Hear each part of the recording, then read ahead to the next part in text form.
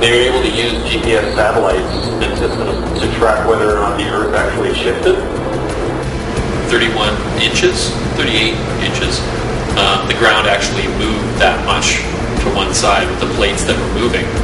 And by using just the GPS system and the collection of GPS satellites in space, we're able to monitor those. So again, in a sense of a national emergency like Haiti or any of those areas, we can get pictures very, very quickly from satellites where you'd never be able to get that from on the ground. And we can also then look and see if the ground itself has shifted and how much so, whether that's going to affect how they put the city back together again.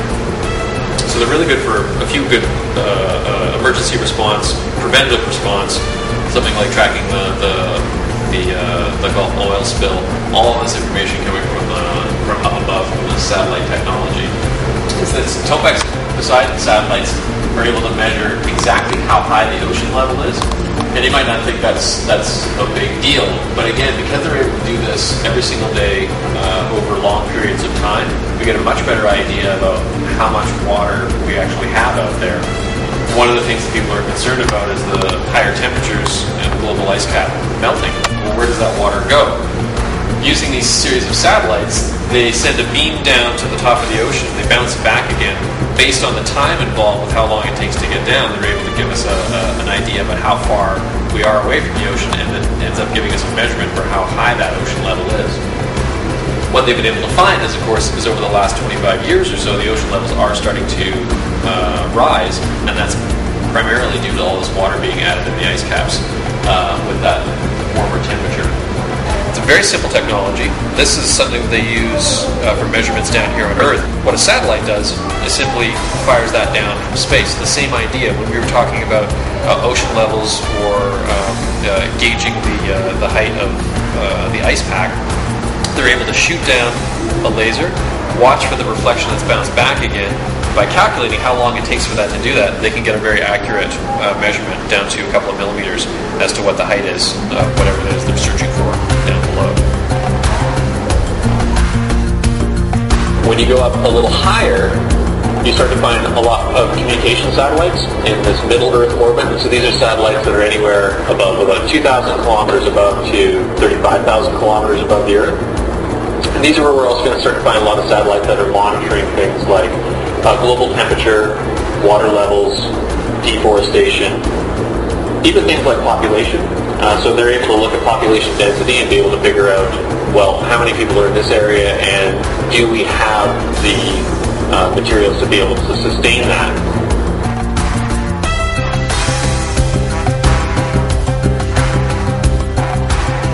So this is a different way of looking at our planet, and this is looking at what exactly is underneath the surface. So this was done by a satellite called Grace, and this satellite was sent up into space with a sister, so it's got two satellites together that go around the Earth, and based on how they're pulled towards or apart from each other, based on the gravitational pull of the Earth, they're able to tell us how dense that is just below the surface. So they've been able to map the entire Earth with this technology. We're trying to catch up and interpret all the data. The water supply in India is probably quite a bit less than what the government of India was under the impression that it was.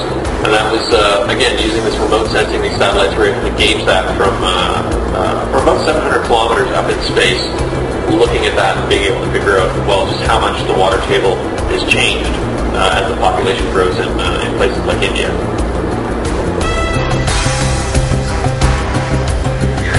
So what we're looking at here is our brand new display that deals with the space elevator. It's a brand new concept, and the idea is we use a carbon nanotube ribbon that extends from Earth all the way out to space, and we lift cargo up just like you would in an elevator. Normally, of course, you always use rockets to move things into space, but this is a very sustainable and new way of thinking as a future way of getting things into space for a lot less money and less environmental impact. You'd be able to attach the cargo, or it would pull the cargo up behind it, but this is the actual motor.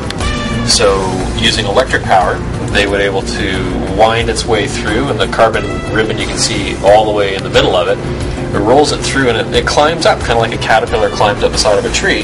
This is climbing up a ribbon, which would go out to a geostationary satellite out in space, and at which point then you'd be able to drop your cargo off, and then you'd bring the elevator back down again.